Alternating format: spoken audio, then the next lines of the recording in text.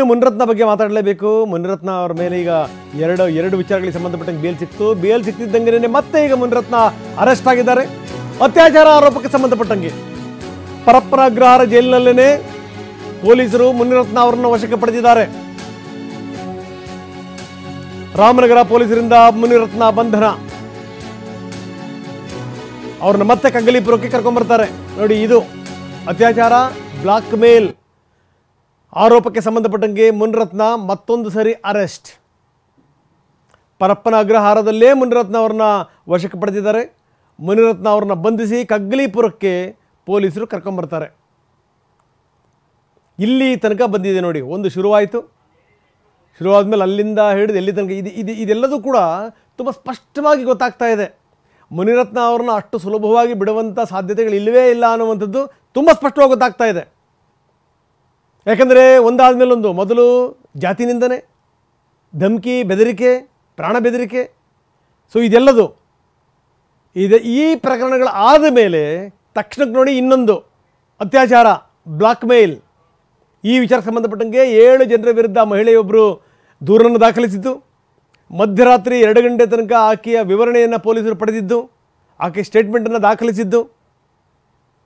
ಅದಾದ ಮೇಲೆ ಇನ್ನೇನು ಬಿಡುಗಡೆ ಭಾಗ್ಯ ಬಂತು ಅಂತಿದ್ದಂಗೆ ನಿನ್ನೆ ಪೊಲೀಸರು ಮತ್ತೊಂದು ಸರಿ ವಶಕ್ಕೆ ಪಡೆದರು. ಇದೇ ರೀತಿ ಆಗುತ್ತೆ ಅಂತ ಗೊತ್ತಿತ್ತು. ನಾನು ನಿನ್ನೆಯಿಂದ ಅದನ್ನೇ ಹೇಳ್ತಾ ಇದ್ವಿ. ಹೊರಗಡೆಗೆ ಬರಬರ್ತಿದ್ದಂಗೆ ಮುನಿರತ್ನ ಅವ್ರನ್ನ ಮತ್ತೆ ಬಂಧಿಸ್ತಾರೆ ಅಂತ.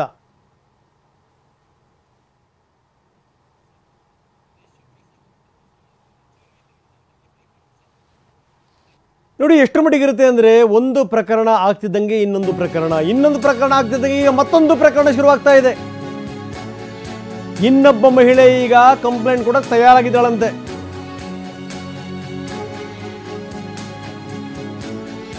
ಮುನಿರತ್ನ ವಿರುದ್ಧ ಈಗ ಮತ್ತೊಂದು ಕಂಪ್ಲೇಂಟ್ ಲಾಡ್ಜ್ ಆಗುತ್ತೆ. ಬರೀ ನಮ್ಮ ಪ್ರತಿನಿಧಿ ಶಿವಪ್ರಸಾದ್ ಈಗ ನಮ್ಮೊಂದಿಗೆ ನೇರ ಸಂಪರ್ಕದಲ್ಲಿದ್ದಾರೆ. ಜೊತೆಗೆ ಈ ರಾಜಕೀಯದ ಬೆಳವಣಿಗೆಗಳು ಏನೇನೋ ಅದ್ರ ಬಗ್ಗೆ ಪ್ರಸನ್ನ ನಮ್ಮ ಜೊತೆಗೆ ನೇರ ಸಂಪರ್ಕದಲ್ಲಿದ್ದಾರೆ. ಶಿವಪ್ರಸಾದ್, ನಾವು ನೋಡ್ತಾ ಇದ್ದೀವಿ ಒಂದಾದ ಮೇಲೆ ಒಂದು ಪ್ರಕರಣ. ಈಗಾಗಲೇ ಏನು ದೇವರೇ ಅಂತ ಒಂದು ವಿಚಾರ ಬಂತು, ಬರ್ತಿದ್ದಂಗೆ ಈಗ ಮತ್ತವ್ರನ್ನ ವಶಕ್ಕೆ ಪಡೆಯಲಾಗಿದೆ. ಕಗ್ಗಲೀಪುರ ಪೊಲೀಸರು ಅವ್ರನ್ನ ವಶಕ್ಕೆ ಪಡೆದಿದ್ದಾರೆ. ಈಗ ಇನ್ನೊಬ್ಬರು ಕೂಡ ಈಗ ಕಂಪ್ಲೇಂಟ್ ಕೂಡ ತಯಾರಾಗಿದ್ದಾರಂತೆ. ಅಂದರೆ ಈ ಸೀರೀಸ್ ಶುರುವಾಯಿತು ಅಂತ ಅರ್ಥ. ಏನಂತೀರಿ ರಂಗನಾಥ್? ಈಗಾಗಲೇ ಶಾಸಕ ಮುನಿರತ್ನ ವಿರುದ್ಧ ಗಂಭೀರ ಆರೋಪಗಳು ಕೇಳಿ ಬಂದಿರತಕ್ಕಂಥದ್ದು. ಮೇಲೊಂದರಂತೆ ಈಗಾಗಲೇ ಸಾಲಾಗಿ ಆರೋಪಗಳು ಕೂಡ ಕೇಳಿ ಬರ್ತಿದೆ. ಈಗಾಗಲೇ ಅಟ್ರಾಸಿಟಿ ಪ್ರಕರಣದಲ್ಲಿ ಬೇಲನ್ನು ಕೂಡ ಪಡೆದುಕೊಂಡಿದ್ದಾರೆ. ಮತ್ತೊಂದು ಪ್ರಕರಣದಲ್ಲೂ ಕೂಡ ನಿರೀಕ್ಷಣಾ ಜಾಮೀನು ಸಿಕ್ಕಿದೆ. ಆದಾಗ್ಯೂ ಕೂಡ ಪರಪ್ಪನ ಅಗ್ರಹಾರ ಜೈಲಿನಲ್ಲೇ ವಶಕ್ಕೆ ಪಡೆಯುವಂಥ ಸಾಧ್ಯತೆಗಳು ಕೂಡ ಇರತಕ್ಕಂಥದ್ದು ಕಗ್ಗಲೀಪುರ ಪೊಲೀಸರು. ಯಾಕಂದರೆ ಅತ್ಯಾಚಾರ ಆರೋಪ ಪ್ರಕರಣಕ್ಕೆ ಸಂಬಂಧಪಟ್ಟಂತೆ ಮುನಿರತ್ನ ನಾಯ್ಡು ವಿರುದ್ಧ FIR ಕೂಡ ದಾಖಲಾಗಿದೆ. ಈಗಾಗಲೇ ಸಂತ್ರಸ್ತೆ 164 ಸ್ಟೇಟ್ಮೆಂಟ್ ಅನ್ನು ಕೂಡ ಮಾಡಿದ್ದಾರೆ. ಅಂದರೆ CRPC 164 ಅಡಿಯಲ್ಲಿ ಈಗಾಗಲೇ ನೆಲಮಂಗಲದ JMFC ನ್ಯಾಯಾಲಯದಲ್ಲಿ ನಿನ್ನೆ ಅವರ ಹೇಳಿಕೆಗಳನ್ನು ಕೂಡ ದಾಖಲು ಮಾಡಿರ್ತಕ್ಕಂಥದ್ದು. ಅಷ್ಟೇ ಅಲ್ಲದೆ ಮತ್ತೋರ್ವ ಮಹಿಳೆ ಕೂಡ ಮುನಿರತ್ನ ವಿರುದ್ಧ ದೂರನ್ನು ಕೊಡೋದಕ್ಕೆ ಈಗಾಗಲೇ ಸಿದ್ಧರಾಗಿದ್ದಾರೆ ಅಂತ ಹೇಳಿ ಮಾಹಿತಿ ಲಭ್ಯ ಆಗಿರ್ತಕ್ಕಂಥದ್ದು. ಅಂದರೆ ಪ್ರಮುಖವಾಗಿ ರಂಗನಾಥ್, ಈ ಒಂದು ದೂರಿನಲ್ಲಿ ಉಲ್ಲೇಖ ಮಾಡಿರ್ತಕ್ಕಂಥ ಅಂಶಗಳನ್ನು ಗಮನಿಸೋದಾದ್ರೆ, ಸಂತ್ರಸ್ತೆ ಮಹಿಳೆ 2 ಪುಟಗಳಿಗೂ ಹೆಚ್ಚು ತನ್ನ ದೂರಿನಲ್ಲಿ ದಾಖಲನ್ನು ಮಾಡಿರ್ತಕ್ಕಂಥದ್ದು. ದೂರಿನಲ್ಲಿ ಪ್ರಮುಖವಾಗಿ ಉಲ್ಲೇಖಿಸಿರ್ತಕ್ಕಂಥ ಅಂಶಗಳನ್ನು ಗಮನಿಸೋದಾದ್ರೆ, ಮುನಿರತ್ನ ನಾಯ್ಡು ತನ್ನ ರಾಜಕೀಯ ವಿರೋಧಿಗಳನ್ನು ಹಣಿಯೋದಕ್ಕೆ ಈ ರೀತಿಯಾಗಿ ಹನಿ ಟ್ರ್ಯಾಪ್ ತಂತ್ರವನ್ನು ಬಳಸ್ತಿದ್ದಾರೆ ಅಂತ ಹೇಳಿ ಅನುಮಾನಗಳು ಕೂಡ ಕಾಡ್ತಿರ್ತಕ್ಕಂಥದ್ದು. ಯಾಕಂದರೆ ಆಕೆ ಮಾಡಿರ್ತಕ್ಕಂಥ ಗಂಭೀರ ಆರೋಪಗಳಿಗೆ ಸಂಬಂಧಪಟ್ಟಂತೆ HIV ಪಾಸಿಟಿವ್ ಇರ್ತಕ್ಕಂಥ ಮಹಿಳೆಯನ್ನು ಹನಿ ಟ್ರ್ಯಾಪ್ಗೆ ಬಳಸಿಕೊಳ್ತಿದ್ದಾರೆ. ಅಂದರೆ ಇಡೀ ಪ್ರಕರಣಗಳಿಗೆ ಸಂಬಂಧಪಟ್ಟಂತೆ HIV ಪಾಸಿಟಿವ್ ಇರ್ತಕ್ಕಂಥ ಮಹಿಳೆಯರನ್ನು ಅವರ ಮೇಲೆ ಪ್ರಭಾವವನ್ನು ಬೀರಿ ಹಣವನ್ನು ನೀಡಿ ಅವರನ್ನು ತನ್ನ ರಾಜಕೀಯ ಎದುರಾಳಿಗಳನ್ನು ಹಣಿಯೋದಕ್ಕೋಸ್ಕರ ಅವರ ಬಳಿಗೆ ಕಳುಹಿಸಿ ಬ್ಲಾಕ್ ಮೇಲನ್ನು ಮಾಡ್ತಿದ್ರು. ಅಂದರೆ ಅವರಿಂದ ವಿಡಿಯೋಗಳನ್ನು ಚಿತ್ರೀಕರಣ ಮಾಡಿಕೊಂಡು ಅವ್ರ ಜೊತೆಗಿರ್ತಕ್ಕಂಥ ಖಾಸಗಿ ಕ್ಷಣಗಳನ್ನು ವಿಡಿಯೋ ಚಿತ್ರೀಕರಣ ಮಾಡಿಕೊಂಡು ಆ ಎಲ್ಲವುಗಳನ್ನು ಕೂಡ ಪಡೆದುಕೊಂಡು ಅವರನ್ನ ಬ್ಲಾಕ್ ಮೇಲ್ ಮಾಡುವಂಥ ಪ್ರಕ್ರಿಯೆಗೆ ಮುನಿರತ್ನ ಕೈ ಹಾಕಿದ್ರು ಅಂತೇಳಿ ಅತ್ತೆ ಗಂಭೀರವಾಗಿ ಆರೋಪವನ್ನು ಮಾಡ್ತಿರ್ತಕ್ಕಂಥದ್ದು.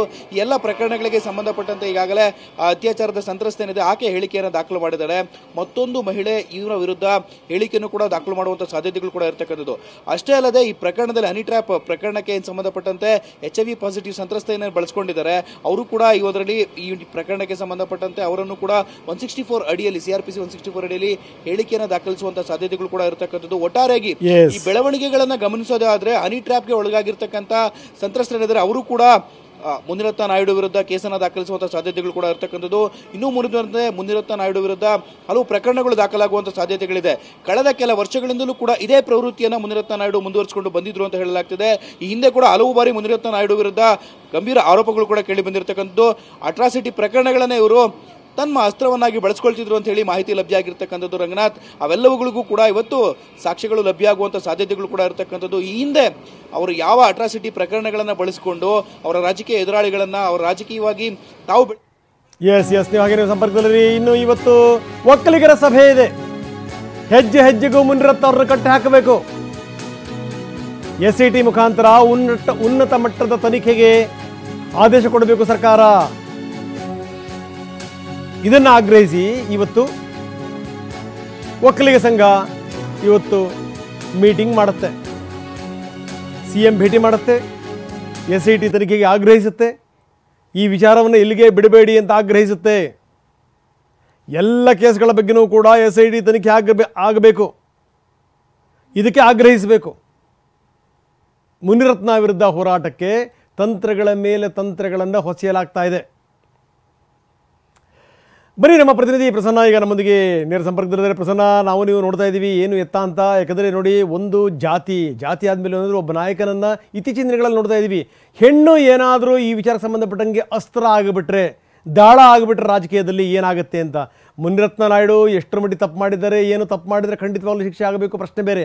ರಾಜಕೀಯವಾಗಿ ಅವ್ರನ್ನ ಹಣಿಲೇಬೇಕು ಅಂತ ಎಲ್ಲೋ ಕಡೆಗೆ ನಿರ್ಧಾರ ಮಾಡಿರುವಂಥದ್ದು ತುಂಬ ಸ್ಪಷ್ಟವಾಗಿ ಕಾಣ್ತಾ ಇದೆ. ಹೀಗಾಗಿ ಮೇಲಿಂದ ಮೇಲೆ ಪ್ರಕರಣಗಳು ದಾಖಲಾಗ್ತಾ ಇವೆ. ಈಗ ಒಂದು ಮುಗಿತಿದ್ದಂಗೆ ಇನ್ನೊಂದು.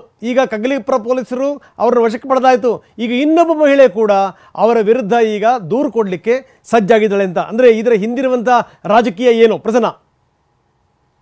ರಂಗನಾಥ್, ಮುನಿರತ್ನ ಅವರಿಗೆ ಮೈತುಂಬಾ ಶತ್ರುಗಳಿದ್ದಾರೆ. ಅವರು ಮಾಡಿದಂತಹ ಕೆಲಸದ ಕಾರಣಕ್ಕೋಸ್ಕರ ಮತ್ತು ಅವರ ನಡವಳಿಕೆಯ ಕಾರಣಕ್ಕೋಸ್ಕರವೇ ಅವರ ಸುತ್ತಮುತ್ತಲೇ ಇರುವಂತಹ ಸಾಕಷ್ಟು ಶತ್ರುಗಳಿದ್ದಾರೆ. ಜೊತೆಗೆ ಇದೀಗ ಜಾತಿಯ ವಿಚಾರವೂ ಕೂಡ ಇಲ್ಲಿ ಬಂದಿರೋದರಿಂದಾಗಿ ರಾಜಕೀಯ ಇದರಲ್ಲಿ ಮಿಳಿತವಾಗಿದೆ. ಒಂದು, ಈ ಮುನಿರತ್ನ ಅವರ ವಿಚಾರವನ್ನ ಕಾಂಗ್ರೆಸ್ ಕೂಡ ಇಲ್ಲಿಗೆ ಕೈ ಬಿಡೋ ಲಕ್ಷಣಗಳಿಲ್ಲ. ಅದರಲ್ಲೂ ಪ್ರಮುಖವಾಗಿ ಒಕ್ಕಲಿಗ ಸಮುದಾಯದ ಶಾಸಕರು ಮತ್ತು ಸಚಿವರು ಇದನ್ನ ಹೆಚ್ಚು ಚರ್ಚೆಯನ್ನ ಮಾಡ್ತಾ ಇದ್ದಾರೆ, ಸಭೆಗಳನ್ನ ಸೇರ್ತಾ ಇದ್ದಾರೆ. ಮುನಿರತ್ನ ಅವರನ್ನ ಹಣಿಯೋದಕ್ಕೆ ಸರ್ಕಾರದ ಕೈಯಲ್ಲಿ ಏನೇನು ಸಾಧ್ಯವೋ ಅದೆಲ್ಲವನ್ನ ಆ ಆಯುಧಗಳನ್ನ ಬಳಸ್ಕೊಳ್ಬೇಕು ಅಂತ ಹೇಳಿ ತೀರ್ಮಾನ ಮಾಡಲಾಗಿದೆ. ನಿನ್ನೆ ತಡರಾತ್ರಿಯವರೆಗೂ ಕೂಡ ಚಲುವರಾಯಸ್ವಾಮಿ ಮತ್ತು ಕೃಷ್ಣ ಬೈರೇಗೌಡರ ನೇತೃತ್ವದಲ್ಲಿ ಒಕ್ಕಲಿಗ ಸಮುದಾಯದ ಶಾಸಕರು ಮತ್ತು ಸಚಿವರ ಸಭೆ ಸೇರಲಾಗಿತ್ತು. ಅವರು ಇವತ್ತು ಮುಖ್ಯಮಂತ್ರಿಗಳನ್ನ ಭೇಟಿಯಾಗಿ ಮುನಿರತ್ನ ಅವರ ವಿರುದ್ಧ ಹಲವಾರು ಆರೋಪಗಳಿದ್ದಾವೆ, ಅದೆಲ್ಲದರ ತನಿಖೆಗೆ ಪ್ರತ್ಯೇಕವಾದಂತ ಒಂದು SIT ಅನ್ನ ಮಾಡಿ ಅನ್ನುವಂತ ಒಂದು ಮನವಿಯನ್ನು ಸಲ್ಲಿಸ್ತಾ ಇದ್ದಾರೆ. ಜೊತೆಗೆ ಶಾಸಕ ಸ್ಥಾನದಿಂದ ಕೂಡ ಅವ್ರನ್ನ ವಜಾ ಮಾಡಬೇಕು ಅಂತ ಹೇಳಿ ಆಗ್ರಹ ಮಾಡೋದಕ್ಕಾಗಿ ರಾಜ್ಯಪಾಲರನ್ನ ಮತ್ತು ಸ್ಪೀಕರ್ನ ಕೂಡ ಭೇಟಿಯಾಗೋದಕ್ಕೆ ಒಂದಷ್ಟು ತೀರ್ಮಾನವನ್ನ ತೆಗೆದುಕೊಳ್ಳಲಾಗಿದೆ. ಇದು ಇಲ್ಲಿಗೆ ನಿಲ್ಲುವಂತ ಲಕ್ಷಣಗಳನ್ನೆಲ್ಲ ಬಹುತೇಕ ಎಲ್ಲವನ್ನ ಗಮನಿಸಿದ್ರೆ ಚನ್ನಪಟ್ಟಣ ಉಪಚುನಾವಣೆಯ ತನಕವೂ ಕೂಡ ಈ ವಿಷಯ ಡ್ರ್ಯಾಗ್ ಆಗಬಹುದು ಅನ್ನುವಂಥ ರೀತಿಯಲ್ಲಿ ಕಂಡು ಬರ್ತಾ ಇದೆ. ಒಕ್ಕಲಿಗ ಸಮುದಾಯವನ್ನ ನೇರವಾಗಿ ಈ ಒಂದು ವಿಚಾರದಲ್ಲಿ ಮುನಿರತ್ನ ಎಳೆದು ತಂದಿರೋದ್ರಿಂದಾಗಿ ಚನ್ನಪಟ್ಟಣ ಉಪಚುನಾವಣೆಯಲ್ಲೂ ಕೂಡ ಇದು ಕಾಂಗ್ರೆಸ್ಗೆ ಅಸ್ತ್ರವಾಗುತ್ತೆ. ನಾಗಮಂಗಲದಲ್ಲಿ ಆಗಿರುವಂತಹ ಡ್ಯಾಮೇಜ್ ಅನ್ನ RR ನಗರದಲ್ಲಿ ಬ್ಯಾಲೆನ್ಸ್ ಮಾಡುವಂತ ಒಂದಷ್ಟು ಪ್ರಯತ್ನಗಳನ್ನ ಸದ್ಯಕ್ಕೆ ಕಾಂಗ್ರೆಸ್ ನಾಯಕರು ಮಾಡ್ತಾ ಇದ್ದಾರೆ. ರಂಗನಾಥ್, ಸರಿಯಾದ ಪಾಯಿಂಟ್ ಅನ್ನು ಹೇಳಿದಿರಿ ತಾವು. ಈ ವಿಚಾರವನ್ನು ಆದಷ್ಟು ಜೀವಂತವಾಗಿಡಬೇಕು ಅಂತ ಕಾಂಗ್ರೆಸ್ ನಿರ್ಧಾರ ಮಾಡಿರಂಗೆ ಕಾಣ್ತಾ ಇದೆ.